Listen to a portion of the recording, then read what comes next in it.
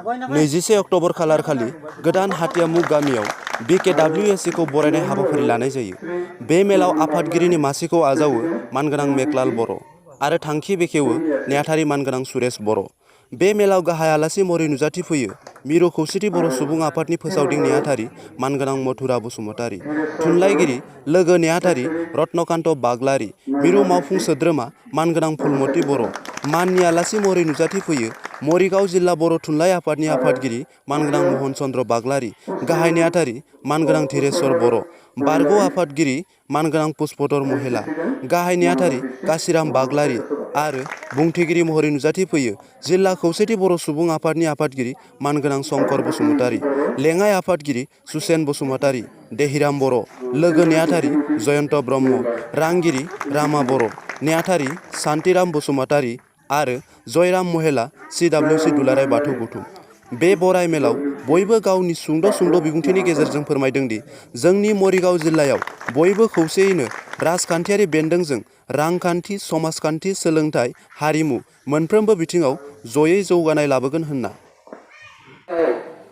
दिनैनि बे हाथियामुग गामियाव सेन्ट्रेल UPPOनि फोसावदिं नेहाथारि मथुरा बसुमतारी बिथां, मानगोनां सेन्ट्रेल UPPOनि थुनलाइ नेहाथारि रत्नकान्त बाग्लारि बिथां, मानगोनां मरिगाव जिल्ला बर' थुनलाइ आफादनि आफादगिरि महन चन्द्र बाग्लारि, नेहाथारि धीरेश्वर बर', आंनि लोगो बारग' आफादगिरि पुष्पधर महिला, मरिगाव जिल्ला UPPOनि आफादगिरि शंकर बसुमतारी, जों लोगोसे बिथांनि मावथि फारिया लोगो नोंथांमोन आरो बे हाथियामुग गामिनि रायजो राजा, आइ आफा, बिदा फंबाय नोंथांमोन। जों दा खोनानो मोनदों, माखासेयानो खोनाबाय जे जोङो बड' कसारी वेलफेयार अट'नमास काउन्सिल मोनदों होननानै। बेखौ जों खोनादों। जों सानना लादों माखासेयानो बेनि सोमोन्दै मिथिजोब्बाय होननानै। होमबाबो जों रायजोफोरजों आरोबाव खेबसे बेनि सायावहाय खुलुमनाय थाबाय दै।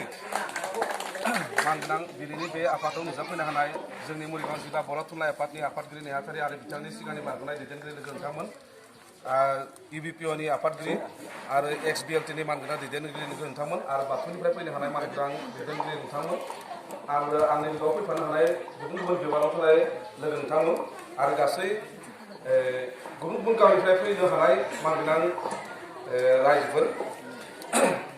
दा दिनै गिबि जोङो UPPO जानानै बे गामियावहा आफाद खुंनाया दिनैनो फार्स्ट नङा होमबा?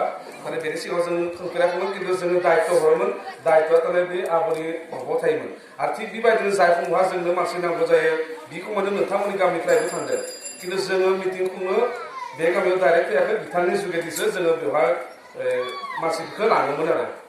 दा जायखिजाया दिनै जानानै फैबाय नालाय जोङो उन्दै गामिब्लाबो नोंथांमोना जाखिनि बेवहाय ज' जानो हादों बिनि थाखाय आंनि गोसो गोरबोनिफ्राय साबायखर बावनाय थाबाय आरो नोंथांमोनसिम।